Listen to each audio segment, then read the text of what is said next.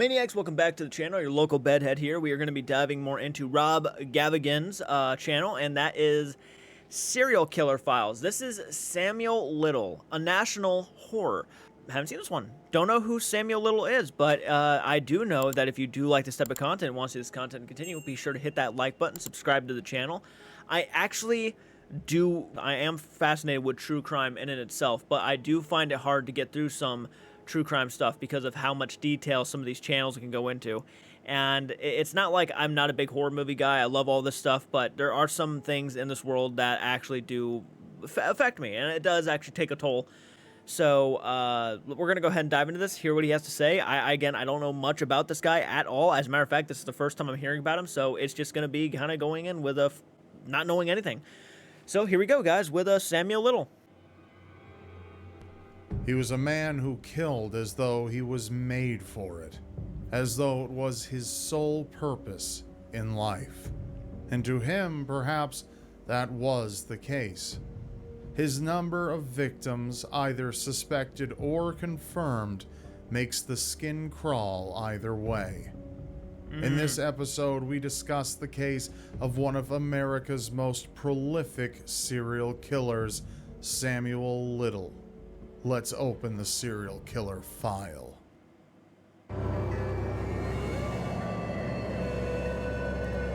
All right. One of his earlier episodes. It was September 5th, 2012, at a homeless shelter in Louisville, Kentucky. The shelter was full of people down on their luck, but one man among them was in a much more dire situation, one that he himself had caused. Sorry, the quality of it was kind of low. One that he himself had caused. Police arrived at the homeless shelter and found who they were there for, Samuel Little. But this was no youthful adolescent. It wasn't even someone middle-aged.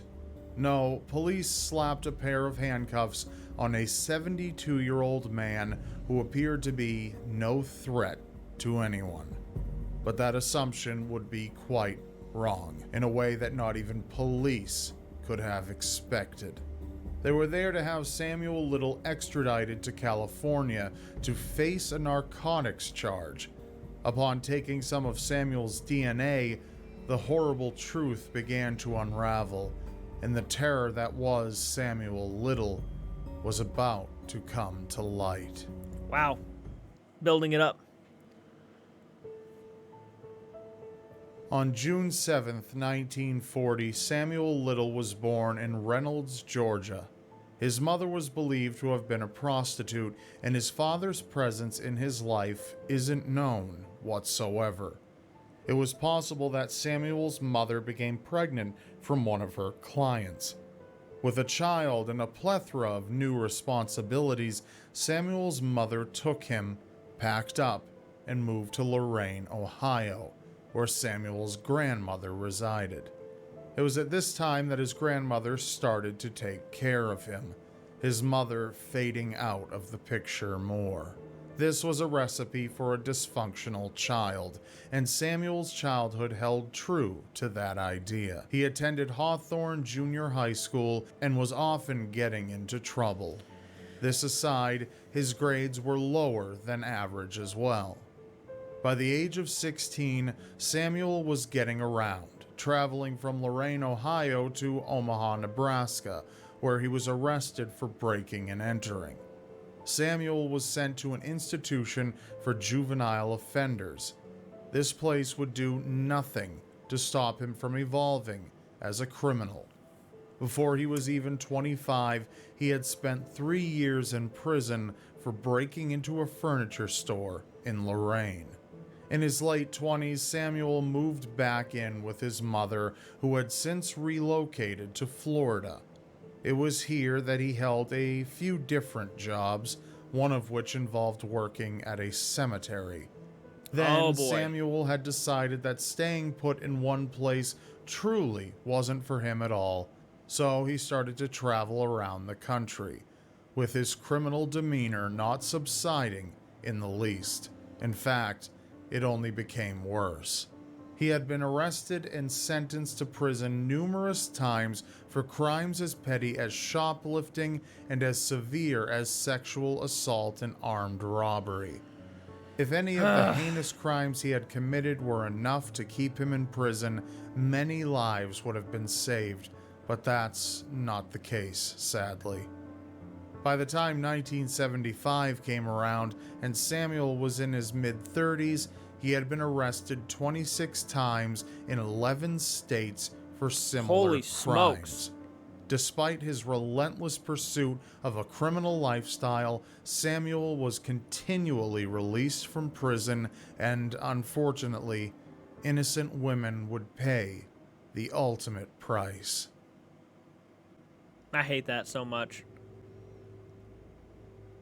It was 1982 when Samuel Little was arrested and charged with the murder of a 22-year-old woman named Melinda Lepre. This was in Mississippi, though while under investigation for this murder, which he wasn't indicted for, he was transferred to Florida.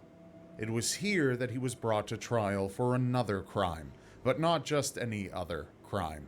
The trial was for the murder of yet another woman, 26-year-old Patricia Mount, whose dead body was discovered the same year that Samuel was arrested for the murder of Melinda Lepre. Witnesses for the prosecution were able to point to Samuel as the man who they had seen Patricia Mount spending time with the night before she vanished. However, the court wasn't fully convinced by the testimonies of the witnesses and made a tragic mistake. Samuel was acquitted in January of 1984. Released after reasonable suspicion regarding 2 murders. If only the court system had known what horrors lived inside Samuel that he was yet to unleash. In 1984, Samuel was arrested yet again for kidnapping, assault, and the strangulation of a 22-year-old woman named Lori Barros. Thankfully, Lori survived the attack. After only a month, well, that's good. He was found. That's good. I want to say it's always a bitch to me and always so aggravating when all of these people, these criminals, continuously get let go back into society to continue to do what they were doing and then committing even more murders on top of that. Oh, well, we can't bust him, right now because of some mess ups, but we'll let him back out. If he does it again, though, we'll be sure to catch him. It's like, oh, and let another person die so that he can finally be arrested? Unbelievable. Like, that shit. If anybody is under the suspicions of almost anything, never let that person out of your sight. I don't care who you are, police, FBI, never let that person out of the sight, and always be sure you have an eye on them no matter where they are, no matter what they're doing. You might be able to save somebody's ass at that point. Okay, my keyboard doesn't want to work for me right now. Found with yet another woman in the same area, this time in the backseat of a car. She had been beaten and was unconscious due to Samuel having strangled her, too. For each of these crimes, Samuel was sentenced to prison time. For the attempted murder of 2 women, Samuel served only 2.5 years. He was released in February of 1987, and he moved to Los Angeles immediately upon his release. He committed over 10 more murders here, but he was far from finished. In fact, he would continue his murder rampage all the way until 2005. Wow! 2005. After his capture in 2012 at the homeless shelter, he was tied to more and more murders, and the Melinda Lepre case was reopened. Overall, Samuel Little was connected to the murders of 93 women across numerous states. He was a traveling killer for about half of his life, and it was found that he had been murdering women since 1970. On September 25th, 2014, Samuel was found guilty and finally sentenced to life imprisonment without the possibility of parole. Despite the overwhelming evidence against him, Samuel continued to proclaim his innocence until 2016. But it was a little over 2 years later, in November of 2018, that Samuel began to confess to murders, and in May, sat down and spoke with a Texas Ranger. It was here where the floodgates truly began to open, and eventually Samuel Little confessed to dozens of murders, totaling more than 90 across 14 states. Fucking In hell. late November of 2018, the FBI had announced that due to Samuel's confessions and information on where he had dumped bodies, they were able to confirm 34 of his confessions, and the story just continued to unravel, with more and more dead women caught up in Samuel's web of murder. Samuel Little has drawn many portraits over the time. All because we couldn't. Oh god, dude, it pisses you off more than anything, because it's like all that could have been avoided, all of that, sentenced to life so much sooner. All of that could have been avoided. The fact that it wasn't is just almost. It's insulting. It's sad. It's heartbreaking. It's disgusting. It's horrible. Time he's been incarcerated. Portraits of the women he killed, the lives he snuffed out. The FBI released many of these portraits in hopes of solving the trail of cold cases left in Samuel's wake. At least one of them has solved a case. Samuel is now bound to a wheelchair and suffers from diabetes and a heart condition, a shell of his former self, serving 3 life sentences without the possibility of parole after being convicted for only 3 murders. At 79 years old, his death could be just around the corner, but it's quite likely that many of Samuel's victims will never be identified. And the people that knew and cared and loved them have never and will never know peace or closure. Many of those people have surely passed on without answers regarding the disappearances of the people they cared for. If only Samuel Little had been punished more efficiently for his endless record of crimes, so much pain and heartbreak could have been avoided, and many of his victims would still be alive today. Probably the biggest crime here. About to get into memoriam. Yeah, I don't mean to like stop and stutter and like think about what I'm gonna say, but that's probably the biggest crime of them all, is the fact that the guy got away with it for so long. Until he was in his 70s, basically. How's that possible?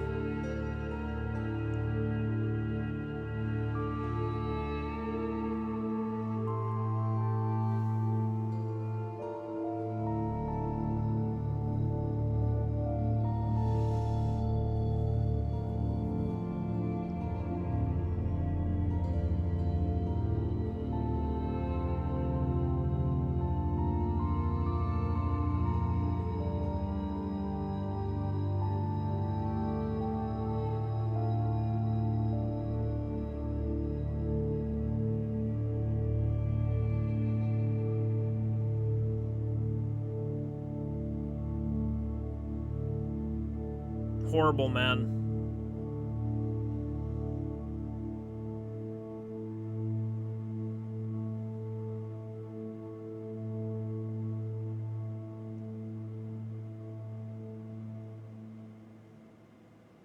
Wow, and that was one of his older episodes, by the way. So if there wasn't a whole lot of images of like, you know, the story of the killer and stuff, that's because it's like this is him starting out in YouTube, to my knowledge at least. But that was just that one. It was sad. It was heartbreaking, of course, and there's a lot of people who will not have their voices heard. But also, it was just aggravating. It's like, how can we allow this to keep going on, and how can we allow this to happen? Makes you want to rip your hair out. Makes you want to just cuss and scream. So many situations like that. Even today, there's a lot of situations like this. Hell, even to be under a suspicion of murder should be taken so seriously to the point where you should have people watching every move you make. And that just wasn't happening. It just, God, okay. Anyways, let me know down below what you guys thought of that. If you have any more information about this guy, let me know in the comments section. But as so far, this is all I know. So, wow. Let me know what you guys think down below. Again, I really appreciate you all. Hit the subscribe button. Go support the original video. And I'll see you in the next one. Do take care.